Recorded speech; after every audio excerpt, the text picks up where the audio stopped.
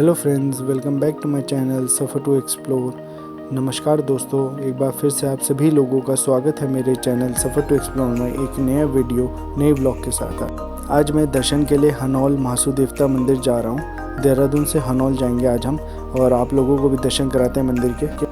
तो सबसे पहले रूट मैप देख लेते हैं देहरादून से हनौल का। तो गूगल मैप्स में सर्च करते हैं हमारा डिस्टेंस कितना है, कितना टाइम लगेगा हमें, और हमारा रूट मैप क्या होना चाहिए, कहाँ से हम जाएंगे। तो अभी मैं फ़िलहाल देहरादून उत्तराखंड में हूँ। आप लोग सब जगह से वाकिफ़ ही होंगे। तो मैं देहरादून से हनौल जाऊँगा। तो देहरादून से हनौल जाने के लिए मुझे विकास नगर जाना पड़ेगा। पहले देहरादून से विकास नगर जाऊँगा मैं। जैसे आप ये देख रहे हैं रास्ता, रामपुर सहसपुर, ये विकास नगर को जाती है रोड, अंदर विकास नगर के बाद आएगा कालसी से हमें वहाँ से राइट लेना है। लेफ़्ट में कालसी चला जाएगा। ये आप देख रहे हैं येलो वाली लाइन जो है कालसी जहाँ पे दिख रहा है। बट हमें कहाँ जाना है, राइट में हमें जाना है त्योनी से फिर आगे 15 किलोमीटर हनौल पड़ता है, महासू देवता टेम्पल जहाँ पर है। और ये जो त्योनी है ये बॉर्डर पे हमारे उत्तराखंड और हिमाचल बॉर्डर है वहाँ पर। तो एक तरफ हिमाचल है और एक तरफ उत्तराखंड। अभी आप पीछे मैप में भी देख रहे होंगे, एक तरफ उत्तराखंड और एक तरफ हिमाचल लिखा हुआ है। बीच में इसकी नदी बहती है टॉस रिवर, जो हमारे साथ साथ रास्ते में चलेगी और हमारे सफ़र को और सुहाना और खूबसूरत बना देगी। तो अभी त्योनी आप जैसे देख रहे हैं, तो हमें त्योनी जाना है और त्योनी से फिर राइट हैंड लेके हम हनौल जाएंगे। आप इसमें दिखा रहे होंगे हमारा जो डेस्टिनेशन है ये हनौल है, और इसके बाद आपको महासू टेम्पल भी यहाँ पे दिखा देंगे। तो इस जर्नी में हमें लगने वाले हैं, जो एक्चुअल मैप के अकॉर्डिंग दिखा रहा है वो दिखा रहा है 5 घंटे 4 मिनट। बट जो समय लगेगा वो 6 से 6.5 घंटे लगेंगे हमें, क्योंकि पहाड़ों में किसी वजह से कभी रुकना भी पड़ जाता है। समय वहाँ पे ऐसा होता है, रास्ता भी ख़राब हो सकता है, तो उस वजह से हमें यहाँ ज़्यादा टाइम लगेगा। तो आप लोग भी वो टाइम लेकर चलें, उसके अकॉर्डिंग चलें। तो हमें यहाँ पे 6-6.5 घंटे लगने वाले हैं यहाँ पे हमें डेस्टिनेशन पे पहुँचने के लिए। तो हम सबसे पहले डेस्टिनेशन पहुँचेंगे और उसके बाद हम वापस त्योनी में स्टे करेंगे। तो ये महासू टेम्पल है, और अभी गूगल मैप्स में कुछ इसकी फ़ोटोज़ चेक कर लेते हैं हम महासू देवता टेम्पल की। और आपको बताना चाहूँगा कि इस मंदिर से जुड़ी बहुत सारी कहानियाँ और बहुत सारी प्रथाएं हैं जो मैं आपको इस वीडियो में बताऊँगा। तो वो सब देखने के लिए आप अंत तक बने रहें। और अगर आप मेरे चैनल पे फर्स्ट टाइम आए तो इसे सब्सक्राइब करें, और मेरे व्लॉग्स अगर आपको पसंद आए तो लाइक करें, शेयर करें और कमेंट करें, और मेरे साथ इस सफ़र का लुत्फ़ उठाएँ। और आप ये सफ़र को एंजॉय करिए वीडियो में, जो मेरे साथ चल रहे हैं हम रास्ते में।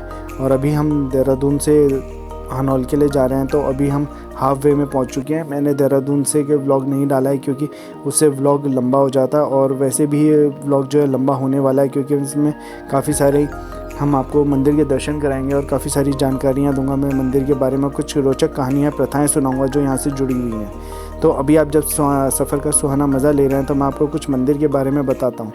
जो महासू देवता टेम्पल है ये जौनसार बाबा क्षेत्र में पड़ता है, उत्तराखंड के। यहाँ पे जौनसार क्षेत्र है, वहाँ पे पड़ता है।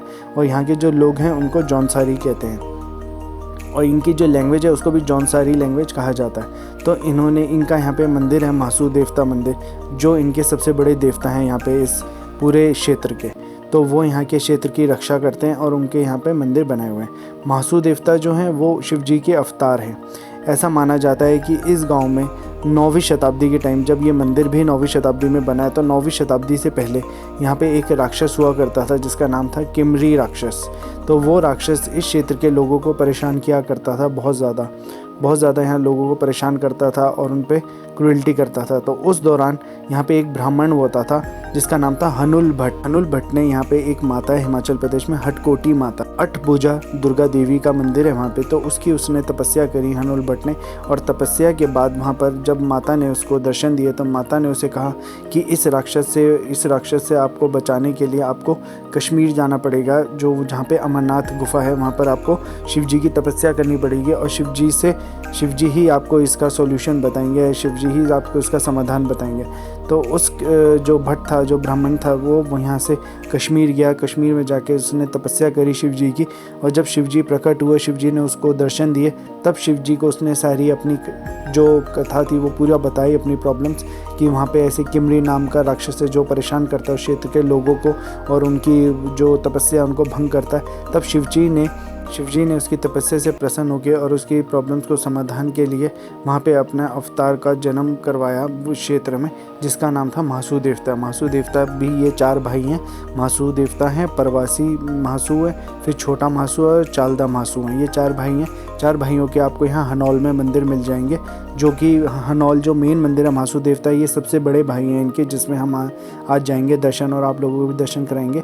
इनके अलावा इनके 3 और भाई हैं जिनके यहाँ पे मंदिर हैं, जो कि 1-1.5-2 किलोमीटर के एरिया में है, तो आप लोग वहाँ पर भी दर्शन करने के लिए जा सकते हैं। बट हमारा जो अभी प्लान है फ़िलहाल, वो अभी हम सिर्फ हनौल जाएंगे। हनौल के बाद हमें त्योनी में स्टे करना है। तो उन्होंने यहाँ पे जो महासू देवता थे, उन्होंने यहाँ पे जन्म लिया और फिर यहाँ के लोगों से उसका राक्षस का वध करके यहाँ के लोगों को उससे छुटकारा दिलाया, और उसी हनुल भट्ट के नाम पर इस गाँव का नाम हनौल रखा गया है। और माना जाता है कि पांडव भी यहाँ पर आए थे, पांडव भी यहाँ पर हनौल में रहे हैं काफ़ी दिन। तो पांडव में जो भीम थे, भीम भी यहाँ पर कंचे खेला करते थे मंदिर में। तो आज भी भीम के कंचे इस मंदिर में हैं, जो कि एक पत्थर के कंचे हैं। वो देखने में तो बहुत छोटे लगते हैं आकार में, बट उठाने में वाकई में बहुत ज़्यादा भारी हैं। तो वो भी यहाँ के इस मंदिर की एक बहुत ज़्यादा फेमस चीज़ है कि इस मंदिर में 2 कंचे हैं भीम के, जो कि उठाए नहीं जाते। अगर आपकी आस्था है तो वो जो भीम के कंचे हैं, जो पत्थर के हैं, वो बहुत हल्के हो जाते हैं। और अगर आपकी आस्था नहीं है, अगर आप ये सोचेंगे तो ये मैं आसानी से उठा लूँगा, बहुत हल्के से होंगे, तो उनसे वो उठते नहीं हैं। तो वो भी हम आज जाकर यहाँ पर देखेंगे और आप लोगों को दिखाएंगे कि वाकई में ऐसा है या नहीं है, ये सब माना जाता है। और अभी मैंने पीछे से एक शॉर्टकट लिया था, जिसमें हम पहले हनौल जाएंगे और उसके बाद त्योनी जाएंगे। तो यहाँ दिखा रहा है हनौल 16 किलोमीटर और त्योनी दिखा रहा है 33 किलोमीटर। तो अब सबसे पहले ही हमारा थोड़ा रूट मैप में चेंज हुआ है। मैंने पीछे से एक शॉर्टकट लिया था और अब पहले हनौल आएगा। हनौल में हम दर्शन करेंगे, उसके बाद फिर त्योनी में स्टे करेंगे।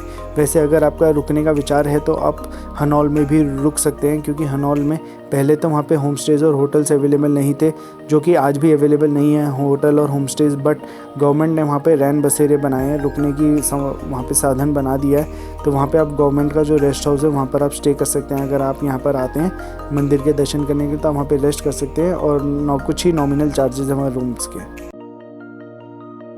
और हनौल के पास ही आपको यहाँ पे एक चीड़ का बाग मिलेगा, जहाँ पे चीड़ के पेड़ हैं, जिसे पाइन ट्रीज़ भी कहते हैं। तो पहाड़ों में ये वाले जो पेड़ हैं, ये बहुत ही आम हैं और ये बहुत ही लंबे और बहुत ही सुंदर होते हैं। बहुत ही आकर्षण का केंद्र है यहाँ पर, ये अट्रैक्शन का केंद्र है। और ये पेड़ आपको हर जगह पहाड़ों में देखने को मिल जाएंगे। और जिस जगह मैं खड़ा हूँ और ये वीडियो बन रहा है, यहाँ पर एशिया का टॉलेस्ट पाइन ट्री हुआ करता था, जो कि जिसकी हाइट जो थी वो अराउंड अबाउट 61 मीटर थी, जो कि किसी तूफ़ान में टूट चुका है, अब नहीं है यहाँ पर। बट यहाँ पे एशिया का टॉलेस्ट ट्री हुआ करता था। और उसके बाद यहाँ पे फॉरेस्ट वालों ने उसकी यहाँ पे महासमाधि बना दी है, जिसके लिए मैं नेक्स्ट व्लॉग डालूंगा और आप उसे देखिए। हम अभी हनौल पहुँचने वाले हैं, यहाँ पे देख सकते हैं आप, वेलकम टू हनौल। 1 किलोमीटर भी और बाकी है और त्योनी यहाँ से 17 किलोमीटर पड़ेगा। जैसे मैंने आपको बताया था, पहले हनौल आएगा फिर त्योनी आएगा। और यहाँ पे आप देख रहे होंगे, आपको यहाँ 4 मंदिर दिख रहे होंगे पिलर्स में, तो ये वही 4 महासू देवता के मंदिर है जो उनके भाइयों के। और अभी हम देख सकते हैं आप हनौल पहुँच चुके हैं। यहाँ पे 0 किलोमीटर दिखा रहा है और जो आप आगे गाँव देख रहे हैं, छोटे छोटे घर देख रहे हैं, वहीं पर वो मंदिर है दूसरे गांव में। तो अभी चलिए चलते हैं यहाँ पर और एक बार आप यहाँ का व्यू चेकआउट कर लीजिए। यहाँ का व्यू कैसा है, यहाँ का जो व्यू है अभी बिल्कुल पहाड़ जो है हरे भरे हो रखे हैं, क्योंकि मैं मानसून में ट्रैवल कर रहा हूँ और जुलाई का महीना है, तो यहाँ काफ़ी बारिशें होती हैं, जिस वजह से यहाँ के जो पहाड़ हैं वो काफ़ी हरे हो रखे हैं। घास जो हो रखी है बहुत ज़्यादा हो रखी है, पेड़ पौधे बहुत ज़्यादा यहाँ पे फ्रेश हो रखे हैं, बिल्कुल तो हरे भरे हो रखे हैं, बहुत ज़्यादा, बहुत सुंदर लग रहे हैं। तो आप लोग भी विज़िट कर सकते हैं, इसको विज़िट कर सकते हैं। और अगर आपने चैनल को मेरे अभी तक सब्सक्राइब नहीं किया है, तो आप प्लीज़ मेरे चैनल को सब्सक्राइब करें। और अगर मेरा व्लॉग पसंद आए उसे लाइक करें, शेयर करें और अपने कमेंट करें कि आपको ये मेरा व्लॉग कैसा लगा। और भी मेरे साथ ट्रैवल व्लॉग्स देखने के लिए और नई जगहों को एक्सप्लोर करने के लिए आप मेरे चैनल को प्लीज़ सब्सक्राइब करें। ठीक, मैं देहरादून से 12 बजे चला था दोपहर के और अब 6 बज रहे हैं। तो मैंने आपको जैसा बताया था कि 6-6.5 घंटे लगेंगे, तो हमें 6 घंटे लगे। मैंने पीछे शॉर्टकट भी किया, वरना आपको यहाँ पे 6.5 घंटे लगते हैं पहुँचने में। तो अभी शाम के 6 बज रहे हैं, तो बस अभी सूरज ढलने वाला है। फटाफट मंदिर के दर्शन करते हैं और फिर उसके बाद वहाँ का व्लॉग बनाएंगे और आप लोगों को भी मंदिर के दर्शन कराएंगे। ये जो आप आगे दरवाज़ा देख रहे हैं, मेन यही हनौल देवता का मंदिर का रास्ता है। तो अभी वापस मुड़ के आएंगे आगे से, क्योंकि डाउन में जा रहा है रास्ता। तो यहाँ से टर्न कर लेते हैं, फिर टर्न करके आपको मंदिर के दर्शन कराएंगे। और उम्मीद करता हूँ कि आपको मेरा ये व्लॉग पसंद आ रहा होगा और अच्छा लग रहा होगा। और भी मैं अभी आपको बहुत सारे मंदिर से जुड़ी कथाओं के बारे में, प्रथा जो चलती आ रही है यहाँ पर, उसके बारे में बताऊँगा। और वैसे देखने के लिए और घूमने के लिए ये जो इलाका है, जो क्षेत्र है, बहुत ही सुंदर है। जौनसर, क्योंकि यहाँ पे अभी नेचर है और अंडर डेवलप्ड एरिया है, यहाँ पे बिल्कुल भी डेवलपमेंट नहीं है। तो आपको यहाँ पर बिल्कुल ऐसा लगेगा कि आप नेचर से जुड़ गए हैं, नेचर से जुड़ाव महसूस करेंगे अगर आप यहाँ घूमने के लिए आते हैं तो आप मेरे लेफ्ट हैंड साइड में देख रहे हैं जैसे वो रेड कलर की जिनकी छतें दिख रही हैं, वो कमरे यहाँ पे गवर्नमेंट ने रैन बसेरा जो अभी आपको बताया था रुकने का यहाँ पे साधन बनाया हुआ है। तो आप यहाँ पर आकर स्टे कर सकते हैं। यहाँ पे जो बना हुआ है रेस्ट हाउस, तो गवर्नमेंट के रेस्ट हाउस हैं, कुछ नॉमिनल चार्जेस होंगे, तो आप वहाँ पर आके स्टे कर सकते हैं अगर आप स्टे करना यहाँ पर चाहते हैं, क्योंकि यहाँ पे काफ़ी दूर दूर से लोग आते हैं, हिमाचल प्रदेश से भी यहाँ पे लोग आते हैं और यहाँ पर मेला भी लगता है साल में, तो इसलिए यहाँ पे काफ़ी भीड़ हो जाती है उस समय। तो उस चीज़ के लिए यहाँ पे लोग गवर्नमेंट ने यहाँ रहने का साधन बनाया। और ये पार्किंग एरिया मेरे सामने देख रहे हैं जहाँ काफ़ी सारी गाड़ियाँ खड़ी हैं। तो यहाँ अभी हम फटाफट अपनी बाइक को पार्क कर देते हैं और फिर उसको आप इसके बाद मंदिर के दर्शन करेंगे। और ठीक ये अभी जो पहाड़ है, अभी हम पहाड़ के थोड़ा ऊपर हैं और नीचे जो देख रहे हैं अभी नीचे नदी बह रही है जो कि टॉन्स रिवर है, जिसके किनारे पे महासू देवता मंदिर बना हुआ है। और सबसे अच्छी और सुंदर बात है कि अगर आप उत्तराखंड में कहीं भी घूमने जाएंगे तो वहाँ पे ये इन्फॉर्मेशन बोर्ड रहता है जो कि खुद अपने आप में बहुत सुंदर लगता है। जैसा आप मेरे सामने देख रहे हैं हनौल महासू देवता, जिसमें लिखा हुआ है पूरा यहाँ पे हनौल महासू देवता के मंदिर के बारे में, जो कि 9वीं शताब्दी या फिर 10वीं शताब्दी के बीच में इस मंदिर को बनाया गया। और ये एक हेरिटेज साइट है, आर्कियोलॉजिकल सर्वे ऑफ इंडिया ने इसको सर्टिफाइड किया है। तो इस मंदिर के 200 मीटर के दायरे में कोई भी डेवलपमेंट अलाउड नहीं है, क्योंकि ये एक हेरिटेज साइट है। और आप मेरे सामने देख रहे हैं ये हनौल मंदिर है, महासू देवता का मंदिर, जो यहाँ पे मेन टेंपल है। तो आप मेरे पीछे जो देख रहे हैं महासू देवता मंदिर है, अंदर इसमें फ़ोटोग्राफी अलाउड नहीं है, तो मैं आपको दर्शन नहीं करा पाऊँगा अंदर देवता के। आप यहाँ खुद आके इसके मंदिर के दर्शन कर सकते हैं। बट मैं आपको इससे कुछ जुड़ी हुई रोचक कहानियाँ और कुछ कथाएँ सुनाऊँगा, प्रथा सुनाऊँगा जो यहाँ पर आज भी प्रचलित हैं। यहाँ पर महासू देवता को न्याय का देवता भी माना जाता है, क्योंकि यहाँ पर एक प्रथा है लोटा पानी प्रथा, जो आज भी प्रचलित है। यहाँ पर ये प्रथा आज भी चलती है। लोटा पानी एक ऐसी प्रथा है यहाँ पर जिससे कि यहाँ पे माना जाता है कि यहाँ के जो देवता हैं ये न्याय करते हैं। तो लोटा पानी में क्या होता है कि यहाँ पर जो एक पंडित हैं जो न्यूट्रल होता है इंसान, जब किसी दो लोगों के बीच में डिस्प्यूट होता है, दो पार्टीज़ के बीच में, तो उस दोनों पार्टीज़ को यहाँ मंदिर में बुलाया जाता है, जो मंदिर का परांडा है यहाँ पे बुलाए जाते हैं, बिठाया जाता है। और फिर उसके बाद जो मेन मंदिर पुजारी होता है यहाँ मंदिर का, वो अंदर से एक पानी लेकर आता है, एक जग में लोटे में पानी लेकर आता है, जिसको माना जाता है देवता का जल है। और वो उसमें कुछ मंत्र पढ़ता है और देवता का नाम लेता है, और फिर वो पानी दोनों पार्टीज़ को पिलाया जाता है। और ये माना जाता है कि उस पानी को पीने के बाद तुरंत जिस पार्टी की गलती होती है या जो पार्टी नहीं मान रही थी, जिस पार्टी ने झूठ बोला होता है या कुछ गलत किया होता है, तो उस पार्टी की तुरंत तबीयत ख़राब होने लग जाती है, उस इंसान की तुरंत तबीयत ख़राब होने लग जाती है। तो इससे माना जाता है कि किसकी गलती है, इससे ये क्लियर होता है। और इसलिए यहाँ के लोग इसको न्याय का देवता भी कहते हैं, महासू देवता का। तो और ये प्रथा जो आज भी यहाँ पे प्रचलित है। और जैसा कि मैंने आपको कहा था भीम के कंचे, तो भीम के कंचे यहाँ पर हैं, मंदिर की दूसरी तरफ हैं, वो भी अभी मैं आपको दिखाऊंगा। बट उससे पहले मैं आपको कुछ और बताना चाहता हूँ मंदिर के बारे में ही, कि जो मंदिर में आप मेरे पीछे देख रहे हैं जैसे काफ़ी सारे बकरे बकरियाँ घूम रहे हैं, तो ये माना जाता है कि जिस यहाँ पे मनोकामना पूरी होती है। ये बहुत प्रसिद्ध मंदिर है। अगर आप यहाँ पर कोई भी सच्चे मन से कुछ मांगते हैं या वो मनोकामना आपकी ज़रूर पूरी होती है। मनोकामना पूरी होने के बाद लोग यहाँ पर अपनी खुशी से यहाँ पे बकरे चढ़ाते हैं। तो बकरे चढ़ाने का मतलब ये नहीं है यहाँ पे बलि दी जाती है, यहाँ पे कोई जानवर की बलि नहीं दी जाती है, क्योंकि बलि वैसे भी बैन हो गई है और यहाँ पे नहीं दी जाती थी। बट यहाँ पे बकरों को लाया जाता है और देवता के सामने समर्पित कर दिया जाता है। तो यहाँ पे ये प्रथा है कि जो पुजारी होते हैं वो अंदर से जल का जो जल होता है, जो देवता का जल है, उसे लेकर आते हैं और उस जल को बकरे के ऊपर थोड़ा सा छिड़काव किया जाता है, छिड़काया जाता है। तो छिड़काने के बाद जो बकरा होता है वो शिवर करने लग जाता है, काँपने लग जाता है। अगर वो काँपने लग गया है या काँपता है तो इसलिए इससे ये माना जाता है कि जो देवता है, देवता ने उस अपने बकरे को एक्सेप्ट कर लिया है आपके, जो आपने अपने श्रद्धा से या जिस इंसान ने जिसकी मनोकामना पूरी हो तो उसने चढ़ाया होता है, तो उसे एक्सेप्ट कर लिया है। तो वो काँपता है और काँपने के बाद उस बकरे को यहाँ पर मंदिर में फ्रीली छोड़ दिया जाता है। तो यहाँ पे आप काफ़ी सारे बकरे देखेंगे जो फ्रीली यहाँ पे घूमते रहते हैं और कोई भी इन बकरों को यहाँ से ले जा नहीं सकता, या किसी भी अगर एक गांव में किसी के घर चले जाते हैं तो इसको कोई बांध नहीं सकता, वापस यहाँ मंदिर में देने पड़ते हैं। और मंदिर से कोई भी इंसान, अगर कोई इंसान इन बकरों को चोरी कर लेता है या बकरे को ले जाता है किसी भी कारण के लिए या किसी भी अपने फ़ायदे के लिए, तो उसको यहाँ पे माना जाता है कि जो महासू देवता है उसको दंड देते हैं, और वो दंड में मृत्यु दंड भी हो सकता है। तो ये प्रथा मंदिर से जुड़ी एक कहानी आपको और बताना चाहूँगा कि इस मंदिर में माना जाता है जो महासू देवता हैं उनको अपने जो भी उनको चढ़ावा आता है वो सोने में हो, चांदी में हो या किसी भी चीज़ में, उनको बहुत ज़्यादा प्रिय है, बहुत ज़्यादा प्यारा है। अगर कोई इंसान उसको नुकसान पहुंचाने की कोशिश करता है या उसमें से उससे छेड़खानी करता है या उसकी अगर चोरी कर लेता है, वैसे माना जाता है कि यहाँ पर एक टाइम पे बहुत पहले यहाँ पे चोरी हुई थी और उसने यहाँ से कुछ यहाँ का चांदी या कुछ चुराया होगा देवता का, और चुराने के बाद वो यहाँ से चला गया। चुराने के बाद कुछ 2-3 दिन बाद वो वापस यहीं मंदिर में आया और उसने जो भी चोरी किया था वो सब कुछ देवताओं को दोबारा वापस लौटा दिया और माफ़ी मांगी, क्योंकि उसने ये बताया था कि उसकी जैसे यहाँ से वो चोरी करके गया, उसके बाद उसके घर में जाके बहुत ज़्यादा तबीयत ख़राब हो गई थी। और उसके बाद उसके सपने में देवता आए थे और देवता ने उसको बताया था कि जो भी तूने मेरा चोरी किया उसको वापस मंदिर में लौटा दे तो तेरी तबीयत जो होगी बिल्कुल ठीक हो जाएगी। तो ऐसा ही हुआ, वो इंसान यहाँ पर वापस आया मंदिर में अपने जो भी उसने चोरी किया था उसको लौटाने के लिए, और उसके बाद उसकी तबीयत ठीक होने लग गई। तो ये माना जाता है कि देवता जो हैं उनको अपनी चीज़ बहुत ज़्यादा प्रिय है, तो अगर उससे कोई छेड़खानी करता है या अगर उसको नुकसान पहुंचाने की कोशिश करता है तो ये जो देवता हैं उसको तुरंत ही दंड देते हैं और उसमें मृत्यु दंड भी हो सकता है। इसलिए यहाँ पर जो भी चढ़ावा होता है उसको कोई भी अन्य इंसान उसको नहीं छू सकता है। सिर्फ जो यहाँ का मेन पुजारी है वही उनको हाथ लगा सकते हैं, और उनको भी बहुत ज़्यादा ध्यान रखना पड़ता है किसी भी चीज़ को छूने या किसी भी हिसाब को करने से पहले, चाहे वो पैसों का ही हिसाब क्यों ना हो। और आप मेरे सामने देख रहे हैं ये मेन मंदिर के मेन दरवाज़ा है। यहाँ पे वुडन कार्विंग हो रखी है, तो पूरा काम लकड़ी पे हो रखा है, लकड़ी पे कार्विंग की हुई है। तो लकड़ी पे यहाँ पे कार्विंग हो रखी है, बहुत सुंदर लग रही है और ये आपको पूरे छत पे मिल जाएगी। जैसा हमें सामने देख रहे हैं छत पे कार्विंग हो रखी है। और ये मेन दरवाज़ा, मेन दरवाजे के चारों तरफ आपको कार्विंग मिल जाएंगी, जिसमें आपको इंडियन गॉड एंड गॉडेस मिलेंगे। मतलब जो तो यहाँ पे हिंदू धर्म के जो देवी देवता हैं उन सब के यहाँ पे आइडल्स बने हुए हैं, उनकी मूर्तियाँ बनी हुई हैं। उसमें काव किया हुआ है, वुडन में ही, मूर्तियाँ नहीं, मतलब उसमें मैं कहूँगा लकड़ी में ही उसको बनावट दी गई है। तो मंदिर बहुत ही सुंदर बनाया हुआ है और ये इसमें 4 भाग में मंदिर बटा हुआ है। अंदर जो मेन है गर्भगृह है, वहाँ पर किसी को भी जाना अलाउड नहीं है। इनफैक्ट जो पुजारी है, जो मेन पुजारी है, वो भी अंदर गर्भगृह में नहीं जा सकता, उसको भी काफ़ी सारे यहाँ पे रिचुअल्स हैं वो सब फॉलो करने पड़ते हैं, उसके बाद ही जा सकता है।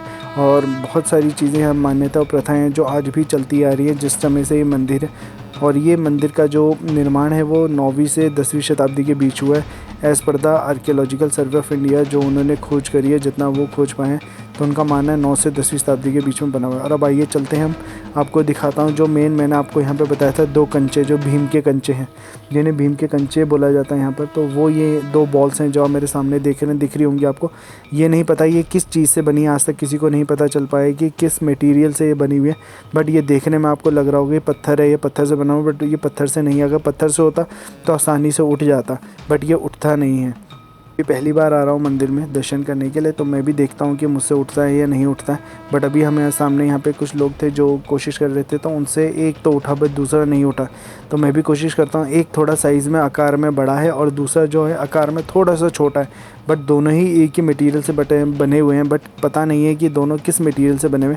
तो आइए हम भी कोशिश करते हैं, देखते हैं कि भीम के कंचे। और आप सोचो भीम इनसे कंचे खेला करता है। कंचे आपको पता ही होंगे कि कैसे खेला जाता है, उंगली से खेला जाता है, और ये हम लोगों से तो उठाना ही इसको बहुत मुश्किल है। तो आइए मैं कोशिश करता हूँ, मैं बड़े वाले को उठाने की कोशिश कर रहा हूँ। और आप देख सकते हैं कि बहुत मुश्किल है इसको उठाना, इसको तो हिलाना भी बहुत मुश्किल हो रहा है, उठाना तो फिर सोचिए नामुमकिन है, बहुत मुश्किल होगा। बट माना जाता है कि जिसकी सच्चे मन की आस्था हो, बहुत ज़्यादा आस्था हो, तो वो इनको ईज़िली उठा लेते हैं बहुत आसानी से। उनके लिए ये यहाँ पे मतलब भीम के कंचे बहुत हल्के हो जाते हैं उस इंसान के लिए। बट मुझे नहीं लगता कि मेरी आस्था बहुत ज़्यादा सच्ची है, इसलिए मुझसे उठे नहीं। बट अब मैं छोटे वाले को कोशिश कर रहा हूँ। तो ये तो देखिए पूरा उठ चुका है, इसको मैंने उठा लिया है। इसे कंधे तक लाने की कोशिश करता हूँ तो ये ईज़िली आ गया, बट जो बड़ा वाला है वो तो हिलता ही नहीं है। बट और क्लोजली आप इसे देख सकते हैं, अगर आपको नहीं पता चलेगा ये किस चीज़ से बना हुआ, बट देखने में आपको ये लगेंगे कि ये छोटे पत्थर हैं। और आप इसको यहाँ पर आके देख सकते हैं कि वाकई में ये बहुत ज़्यादा भारी हैं।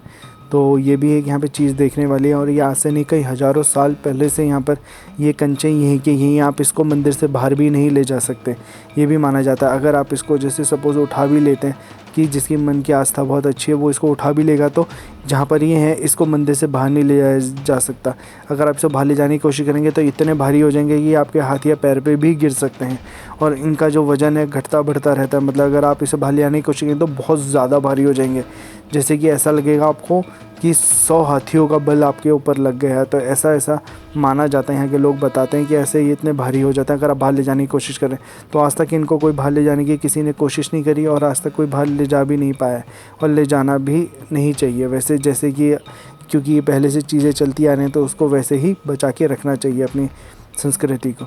तो मैं कोशिश करता हूँ बड़े वाले को हिलाने की, बट इसको तो सिर्फ हिला पाना ही मेरे लिए बहुत बड़ी बात है, क्योंकि उठ तो ये बिल्कुल भी नहीं रहा है, बहुत मुश्किल है इसको उठाना। तो मैं आखिरी कोशिश करूँगा एक बार उठाने की, तो देखता हूँ कि उठता है या नहीं उठता है।